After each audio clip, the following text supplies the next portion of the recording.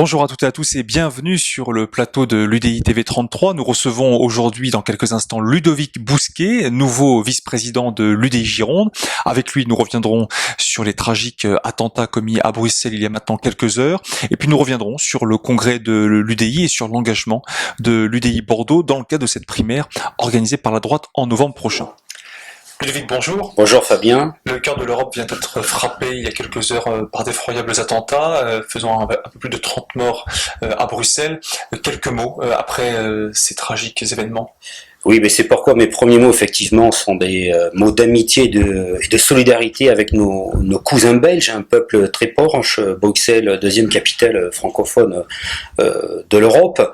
Nous avons un ennemi implacable qu'il ne faut pas hésiter à désigner, c'est le terrorisme islamique.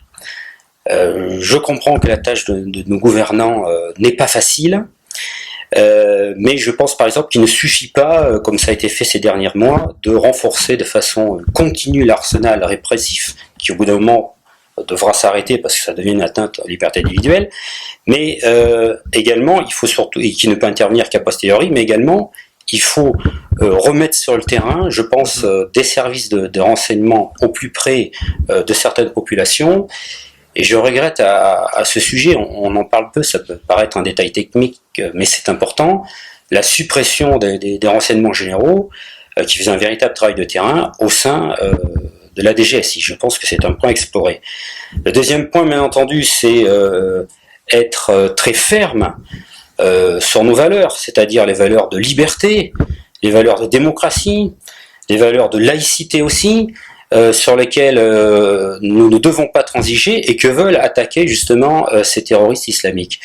Et à ce sujet, je regrette également, donc le deuxième point, c'est que dans la loi El Khomri, on n'en a pas suffisamment parlé, il y a également une sorte d'officialisation du fait religieux à l'intérieur de l'entreprise. Je ne crois pas du tout que cela soit le moment de prendre ce genre de mesures. Voilà les premières réactions que j'ai à la suite de ces tragiques attentats. Merci. C'est parti.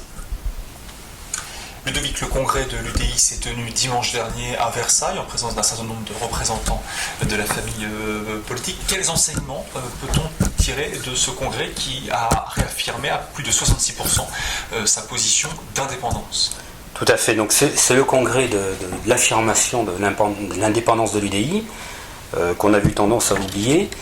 Et je rappellerai à ce sujet que l'UDI, par exemple, en nombre d'élus, c'est le troisième parti de France. Si on prend en compte les députés, les sénateurs, les conseillers régionaux, départementaux et municipaux, le troisième parti de France. L'opposition républicaine, qui fait environ entre 30 et 32% des voix, sur ces 30 et 32% des voix, les centristes, dans l'UDI, dans sa grande majorité, c'est entre le quart et le tiers de ces voix d'opposition. Donc il faut, dans le cadre de ces primaires, il faut tenir compte de l'IDI. Force est de constater que ça n'a pas été le cas jusqu'à présent. Deux exemples. Notre président Jean-Christophe Lagarde a envoyé il y a plusieurs semaines une lettre justement au président des Républicains pour dialoguer au sujet de ces primaires. Aucune réponse, si ce n'est quelques jours avant le congrès, dans la précipitation, différents leaders des Républicains qui se sont manifestés. Deuxième exemple, pour voter à ces primaires, il faut signer une charte des valeurs de la droite et du centre. Il y a une ligne, c'est « je suis d'accord avec les valeurs de la droite et du centre ». Mais quelles valeurs ? Tout cela se discute. À ce jour, force est de constater que la primaire des Républicains ressemble plutôt à une Star Academy des leaders des Républicains. Et il ne faut pas s'étonner alors que 66%, comme tu l'as dit Fabien, des militants UDI aient choisi aujourd'hui que l'UDI ne participe pas à ces primaires. Mais ça peut évoluer. Et comme l'a dit Jean-Christophe Lagarde, nous sommes toujours d'accord pour discuter, mais jamais pour nous soumettre. Alors, ici à Bordeaux, tu es le délégué de l'UDI Bordeaux, qui rassemble un certain nombre de militants.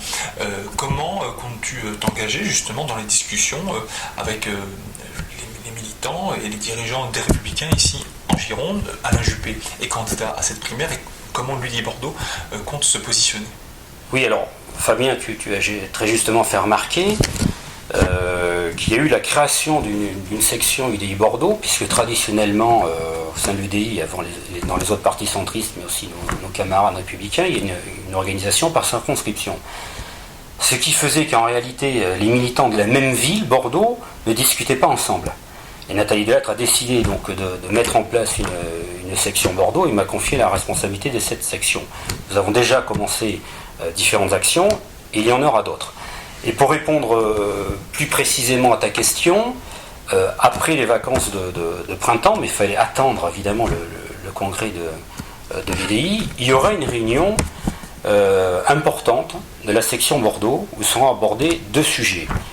Le premier, c'est les primaires, parce qu'à Bordeaux, il ne faut pas se le cacher, nous sommes dans une situation particulière. Notre maire, Alain Juppé, est candidat aux primaires. Nous avons 4 des nôtres, Nathalie Delattre, Brigitte Collet, Philippe Frel-Martin et Jean-Pierre Guillaume-Marc, qui sont élus avec Alain Juppé et qui travaillent toujours avec lui. Moi-même, j'ai été élu avec Alain Juppé pendant 6 ans. Alain Juppé, un certain nombre de ses idées, même un grand nombre de ses idées, sont proches de nos idées de la famille UDI.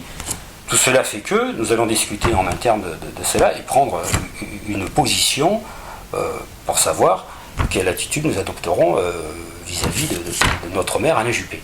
Et le deuxième point, c'est la préparation des élections législatives.